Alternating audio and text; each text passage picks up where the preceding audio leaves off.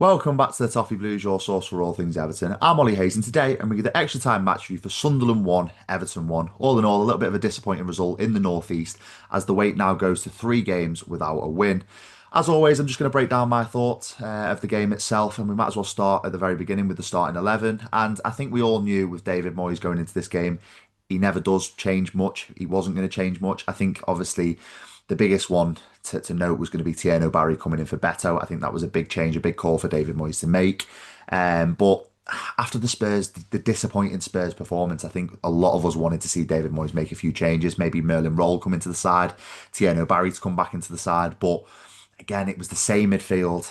And it was just a like for like replacement of the striker, and the back four stayed the same. Maybe even putting James Garner to right back, and moving Jake O'Brien into centre half and taking James Tarkowski out could have been an option. But for me, I think we had the opportunity maybe to be brave, and David Moyes had the opportunity to be brave with his starting 11 selection, and unfortunately he didn't take it. I think sometimes I do agree it's the better the devil you know, but I would have maybe liked to see Merlin Roll come into the side, and James Garner maybe slot into right back just to give it a little bit more, a little bit more of a lease of life going forward, from wide fullback areas. But no, that was the team. That was the team we were dealt. Obviously, Tieno Barry coming into the side. In that first half, I did think we started very well. I think we were being really positive with our passages of play. I think going forward, we were creating chances. James Garner was unlucky not to find the back of the net with a shot that just went just wide past Robin Roos's net. But the first real bit of individual brilliance we saw in the game came on 15 minutes through Illiman and Jai, picking up the ball from a good bit of passage of play by Tieno Barry to win the ball back, actually. The Sunderland player going down way too easily, and Tieno Barry winning the ball back. And the rest was history with Illiman and Jai. He picked up the ball, weaved in and out of the Sunderland defence, and somehow slotted one of the best goals I've seen this season, certainly from an Everton player, into the back of the net and past Robin Roofs. And that away end went into raptures, but it was a fantastic goal from Illiman and Jai. And we just know what kind of player he is. He's an absolutely fantastic player.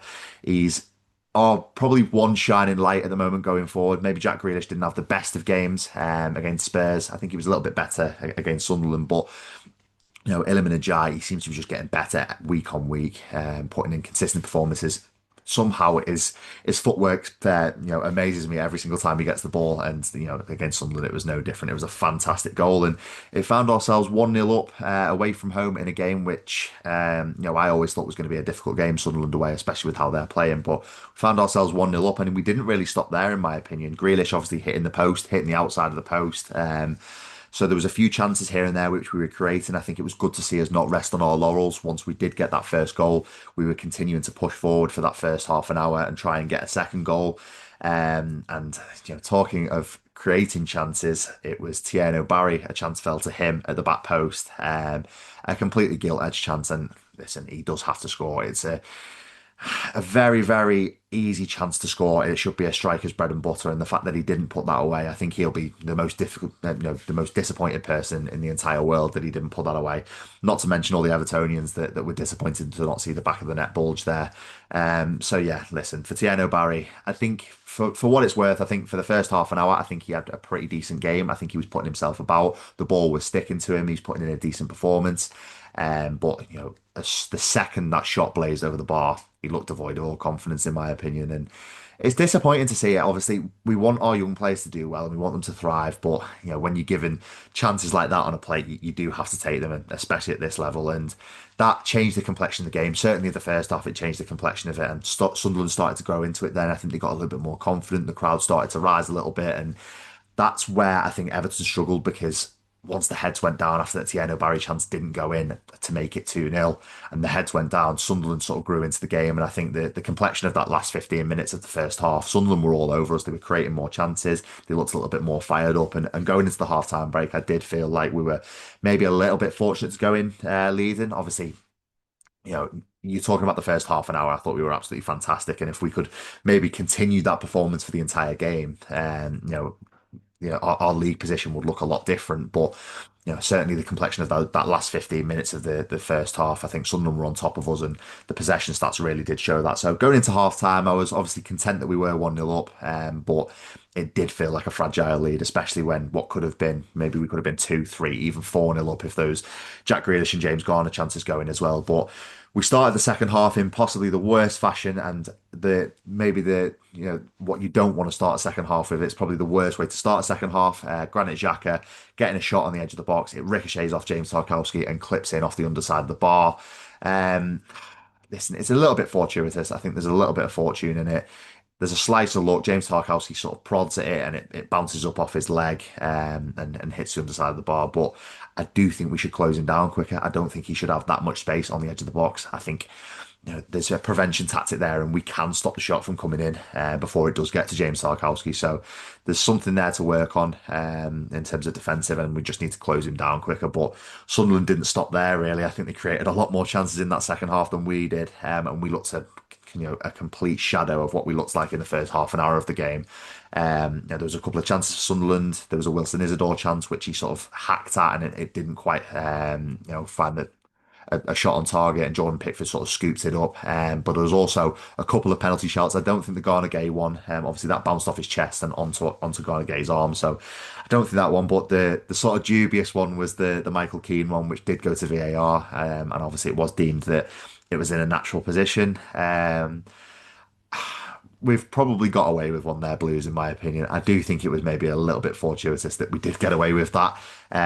If you look at the James Tarkowski one against Leeds, for example, you could arguably say that it's now 1-1. We've sort of leveled it up, but I do think it's the first time in a long time that Everton have actually got away with a VAR decision. And I'm not ashamed to admit that Sunderland probably should have had a penalty there for that one, and the referee probably did get it wrong. But that being said, I'm not going to complain. I think you never do complain too much when it does go in your favour, and if it did go in the other favour and it was up the other end, and you'd be listening to me now shouting down the camera saying that I think it should be a penalty, but I do think we got away with one there, in my opinion. But again, it was sort of a little bit of a stalemate there. We were still locked at 1-1. But the biggest chance of that second half, in my opinion, comes on 93 minutes. And it's Jack Grealish and Dewsbury Hall doing some good work and finding Charlie Alcaraz pretty much one-on-one with the goalkeeper. There was only one defender to beat, and he had Idrissa Gana Gueye to the left of him. And again, I feel like that's another gilt-edged chance that we didn't at least get a shot on target there. And it felt very similar to me, like the Nottingham Forest one, bit smash and grab, where Abdoulaye Doucouré scored at the City Ground last season. It did feel very similar to that. I think Alcaraz has to do better there, especially in the situation we were in, 1-1. A massive opportunity to win the game, and to not even get a shot off was really disappointing, and that was it really. He spurned it, and the game ended 1-1. Maybe a little bit of fortune for Everton in the game actually ending 1-1 and to come away with a point. I think if you look at the complexion of the game as a whole, the first 30 minutes, I think we were good value for money. I think we massively deserved to be in the lead, but the performance for the final hour of the game leaves a lot to be desired. I think there was a lot of poor aspects of that performance, and again, it seems to be like under David Moyes, we're a two-half team. It's a game of two halves every single week. You're looking at the Spurs game. We started well. We were creating a few chances here and there, but a sucker punch goal from Mickey van der Ven from the corner. Again, it's a similar sort of scenario where it's a sucker punch goal from Granit Xhaka, and again, we're on the back foot and a game of two halves once again. But obviously the points are shared, and I think there's a little bit of element of fortune for Everton to come away with a point. And before the game, I probably would have taken a point, considering how high flying Sunderland are in the league. But there's a couple of key takeaways that I want to take from this game, and the first one is Tieno Barry. I want to talk about him because Tieno Barry's been getting a lot of stick on social media, especially after that miss. And I'm not going to come on here and say, he should be missing that, and it's a more difficult chance than maybe what it seems. He should be scoring it. Any striker at this level should be scoring that goal, and even he knows that. And I think the reason why he was so angry when he come off is because he knew that he should be scoring that. But I think we do just maybe need to bide our time with Tieno Barry a little bit.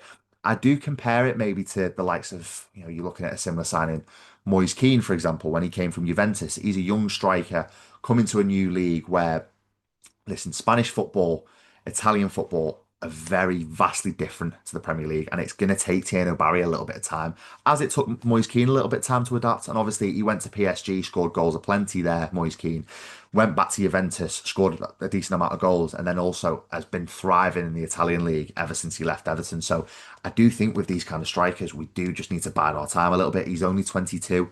He's got a lot to learn.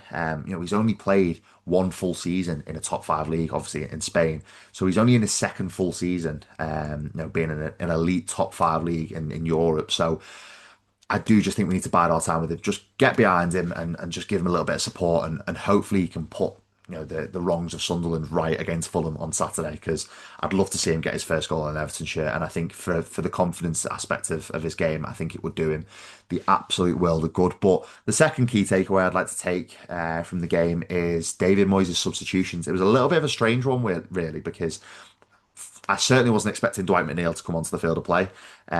You've got the likes of Merlin Roll there, Tyler Dibbling, that are both sat on the bench and both being an unused substitute, which, again, I found it quite strange. I found it a little bit weird. But also, I think they were just made at the wrong time. I just think there's better times to make substitutions. And the biggest one for me was McNeil and bringing him on for Iliman Ndiaye. Obviously, Iliman Ndiaye going off with what looked like a little bit of cramp. I think to bring Dwight McNeil on, it kind of took the sting out of our attack, in my opinion. And if you were to bring on maybe Tyler Dibbling, where there's an unknown aspect and he can create you a little bit more and be a little bit more tricky on the ball, I think that maybe would have been a better substitution. But yeah, the subs were just a little bit weird, and I definitely wasn't expecting Dwight McNeil to come onto the field to play. But that's it, really. That's my key takeaways from the game, and obviously that wraps up my extra time match review for Sunderland 1, Everton 1. Let me know your thoughts in the comments about the Sunderland game. Are you happy with the point? Do you think we deserve more? Do you think we deserve less? Let me know your thoughts in the comments. And obviously, we're going into a massive week now, the last game before the international break, and it's a home game on Saturday at 3 o'clock against Fulham at Hill Dickinson Stadium. And for me, it's an absolutely massive game now. It's a must-win game to maybe get a little bit of good feeling back into the club before the international break. But that is all from me today for the Extra Time Match Review. Let me know your thoughts in the comments. Make sure you like, comment, and subscribe, and I'll speak to you soon.